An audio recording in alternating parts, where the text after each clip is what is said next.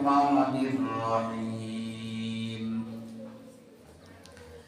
إنما جزاء الذين يحاربون الله ورسوله ويسعون في الأرض فسادا أن يقتلوا أو يسلبوا أو تقطع أيديهم وأرجلهم من خلاف أو ينفوا من الأرض ذلك لهم خزي في الدنيا ولهم في الآخرة عذاب عظيم. قال النبي صلى الله عليه وسلم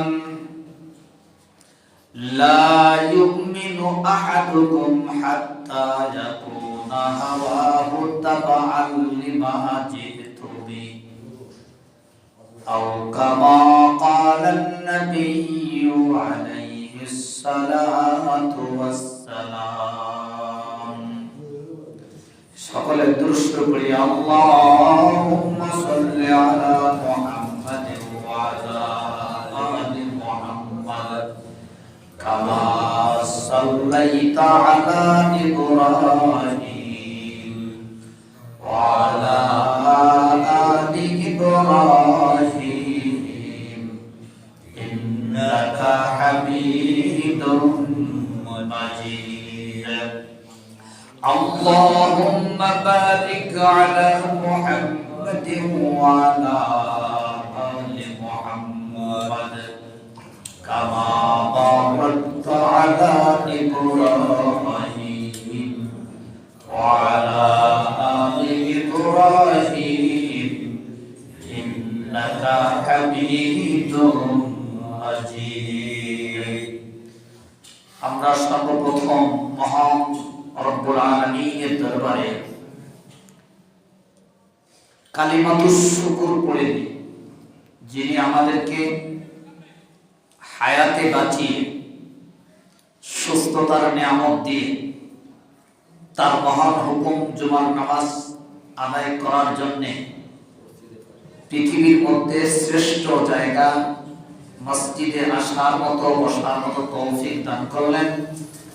এই জন্য শুকরিয়া তার বলি আলহামদুলিল্লাহ।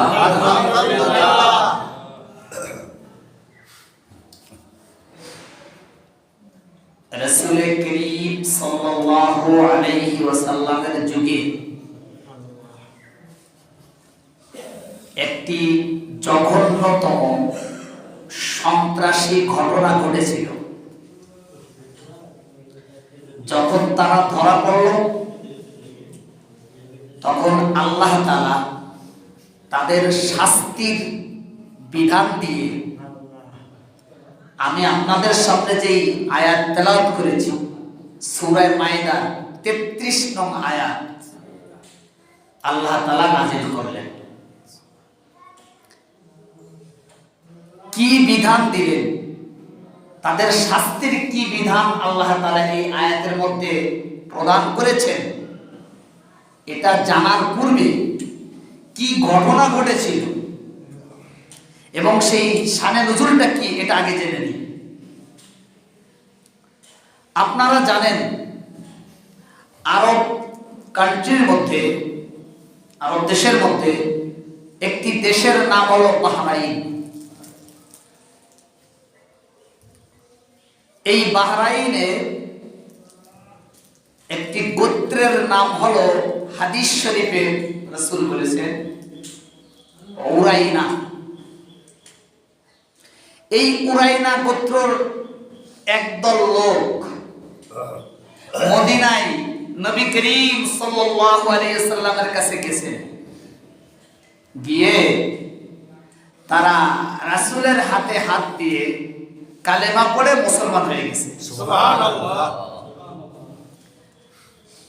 তো তারা মদিনায় রইল কিছুদিন থাকার পরে মদিনার আবহাওয়া তাদের অনুকূল হলো না। তাদের প্রতিকূল হওয়ায় তারা পেটের রোগে আক্রান্ত হয়ে গেল, অসুস্থ হয়ে পড়ল। তখন তারা রাসূল করিম সাল্লাল্লাহু আলাইহি ওয়াসাল্লামের কাছে গিয়ে বলল, ওগো আল্লাহর নবী, আমরা তো অসুস্থ হয়ে পড়েছি, এখন আপনার কাছে যদি কোনো ব্যবস্থা থাকে তাহলে আমাদেরকে দেন, আমরা যাতে সুস্থ হয়ে যাই।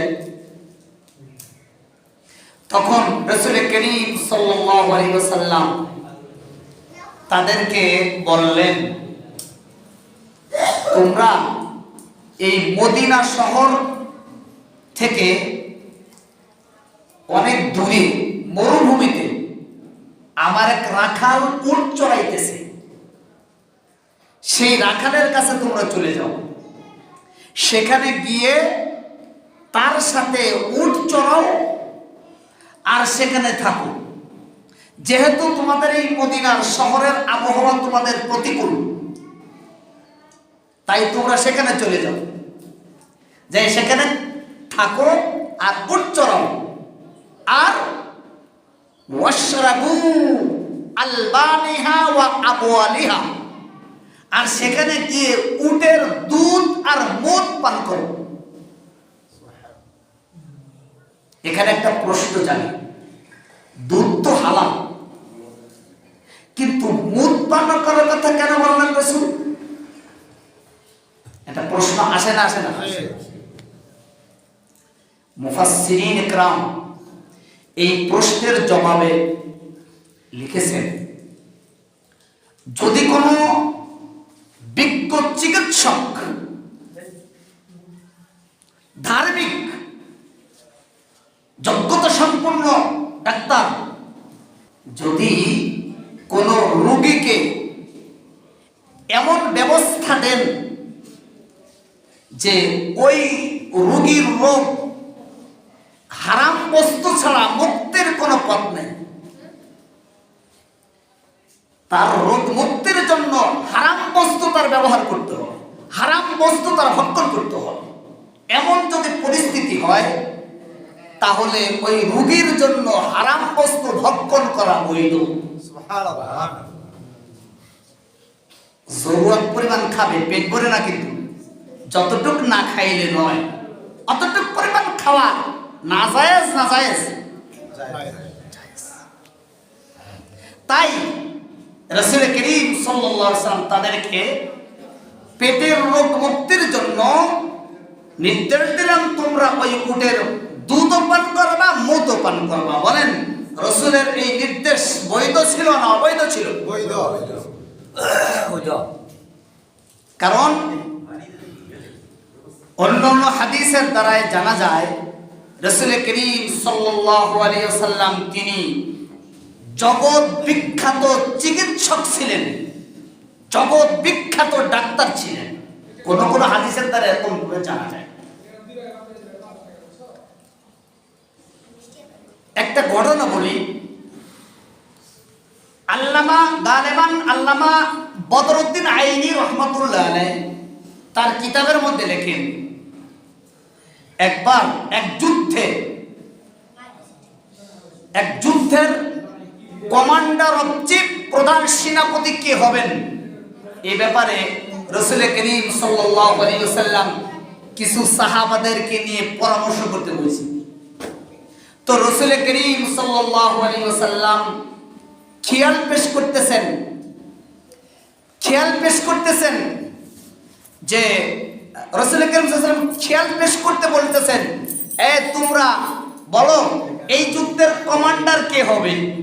তো বিভিন্ন সাহাবী বিভিন্ন নাম বলতেছে, অমুক হলে ভালো হয়, অমুক বলতেছে অমুক হলে ভালো হয়, বিভিন্ন সাহাবী বিভিন্ন জনের নাম প্রকাশ করতেছে।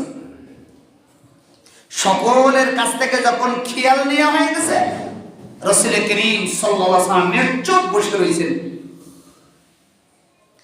আবু বকর বলেন, ইয়া রাসূলুল্লাহ, উপস্থিত আমরা আমাদের খেয়াল তো পেশ করলাম, এখন আপনি চূড়ান্ত সিদ্ধান্ত দিয়ে দিন, কে কমান্ডার অফ চিফ হবেন। আল্লাহর নবী বলেন, আমি তো আমার মন মতো কোনো সিদ্ধান্ত দিতে পারি না যতক্ষণ পর্যন্ত আল্লাহর পক্ষ থেকে কোনো সিদ্ধান্ত না আসে। ওয়া মা ইয়ানতিকু আনিল হাওয়া ইন হুয়া ইল্লা ওয়াহয়ুন ইউহা। মুস্তাফা হারগিজ না গুপ্তা তা না গুপ্তা জিবরাইল, জিবরাইল হারগিজ না গুপ্তা তা না গুপ্তা রাজুলিল। আল্লাহর নবী অত সময় পর্যন্ত কোনো কথা বলতেন না যতক্ষণ পর্যন্ত জিবরাইল আমিন নবীকে কিছু না বলছেন, আর জিবরাইলও নবীর কাছে অতক্ষণ পর্যন্ত কোনো কথা বলতেন না যতক্ষণ পর্যন্ত স্বয়ং আল্লাহ জিবরাইলকে কিছু না দিতেন, নির্দেশ না দিতেন। তাই রাসূল করিম সাল্লাল্লাহু আলাইহি সাল্লাম কিছু বসে রয়েছেন। কিছুক্ষণ পরে আল্লাহ নবী বলতেছেন, এই যুদ্ধের কমান্ডার অফ চিফ আরশে আজিমে আল্লাহর পক্ষ থেকে ফয়সালা হয়েছে, হযরত আলী ইবনে আবি তালেব এই যুদ্ধের কমান্ডার হবে। সুবহানাল্লাহ। ঘটনাক্রমে হযরত আলী রাদিয়াল্লাহু তাআলা আনহু ওই যুদ্ধে উপস্থিত ছিল, মানে ওই মজলিসে উপস্থিত ছিলেন না, কিন্তু সিদ্ধান্ত হয়ে গেছে আলীর ব্যাপারে, কিন্তু মজলিসে আলী নাই। আল্লাহ নবী বললেন, আবু বকর যাও, তুমি চলে যাও, হযরত আলীকে ডেকে নিয়ে আসো। আবু বকর আলীর বাড়ি চলে গেছেন।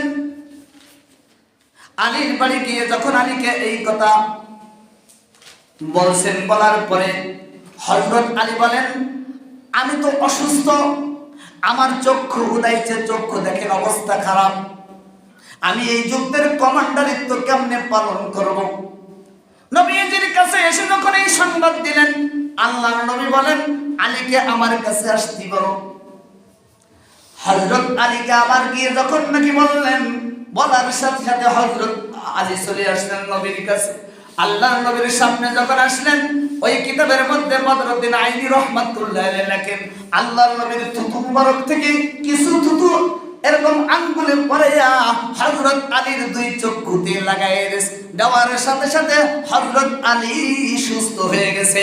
সুবহানাল্লাহ। সাথে সাথে কেমন চিকিৎসক ছিলেন রাসূল, সাথে সাথে সুস্থ। আবু বকর বলেন, আলী এখন তুমি চোখে কেমন দেখো? হযরত আলী বলেন, আবু বকর আগে যখন আমার চক্ষু ভালো ছিল, শুধু আমি সামন দিয়ে দেখতাম, আল্লাহর নবীর থুতু মোবারক আমার চোখে লাগার সাথে সাথে সামনে দিয়ে যেমন দেখি, আমি পিছন দিয়েও তেমনি দেখতে পাই। আরে শুধু তাই নয়, আমি আসমানের দিকেও তেমনি দেখতে পাই। হযরত আলী বলেন, শুধু তাই নয়, আমি এখান থেকে বসে বসে আমি আটলান্টিক মহাসাগরের তলদেশে যে আল্লাহ স্বর্ণের খনি রাখছে, আমি আলী তাহাও দেখতে পাই। সুবহানাল্লাহ। জাযাকাল্লাহ কিসে বাম্বাজ কর দি, জাযাকাল্লাহ কিসে বাম্বাজ কর দি, মোরা বাজান যা হামরাজ কর দি, মোরা বাজান যা হামরাজ কর দি। বলতেছিলাম রাসূল করিম সাল্লাল্লাহু আলাইহি ওয়াসাল্লাম জগৎ বিখ্যাত চিকিৎসক ছিলেন, ঠিক কিনা? জি, নিঃসন্দেহে।